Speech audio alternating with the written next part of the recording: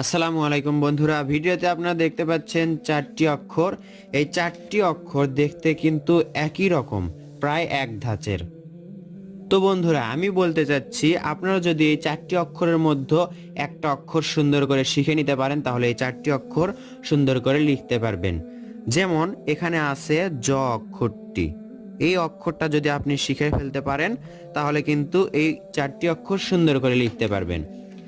এখানে দেখতে পাচ্ছেন, তাহলে আমরা একটি শিখি তাহলে চারটা শিখতে পারবো। প্রথমে আমরা এটা কিভাবে শিখবো, এটা এভাবে একটা দাগ আঁকবো একটু ভাঁজ করে, এরপর এটা এভাবে করব।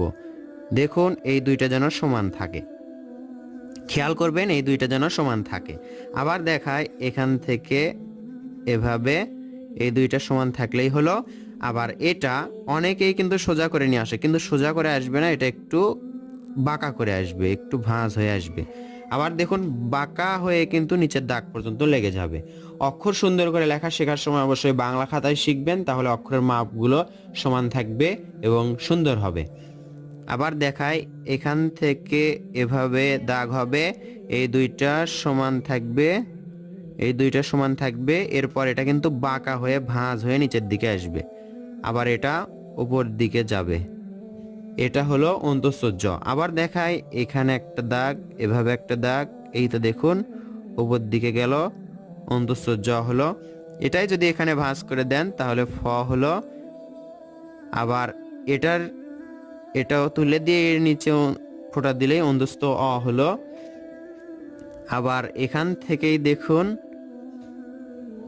এই অক্ষরটা মূর্ধন্য ষটা এখান থেকেই হয়। আবার ঘটাও প্রায় একই রকম, শুধুমাত্র এই গোলটা করতে হবে, আবার এটা করে এইভাবে ভাঁজ দিতে হবে। এই ভাঁজটা কিন্তু অনেক অক্ষরে আছে। তো বন্ধুরা, এই ভাঁজটা আপনারা সুন্দর করে দেওয়ার চেষ্টা করবেন। আমরা বাংলা বর্ণমালা যখন লক্ষ্য করব তখন খেয়াল করব যে এই ভাঁজটা অনেক অক্ষরে আছে। কোন কোন অক্ষরে আছে আপনাদেরকে একটু দেখাই। এখানে দেখতে পাচ্ছেন ক অক্ষরের নিচে ভাঁজ আছে, খ অক্ষরের নিচে এই ভাঁজ আছে, ঘতেও এই ভাঁজ আছে। এরপর দেখুন ছতেও ভাঁজ, ঝতেও কিন্তু এরকম একটা ভাঁজ। আবার এখানে খেয়াল করুন, থর নিচে ভাঁজ, ধর নিচে ভাঁজ, ফতে ভাঁজ।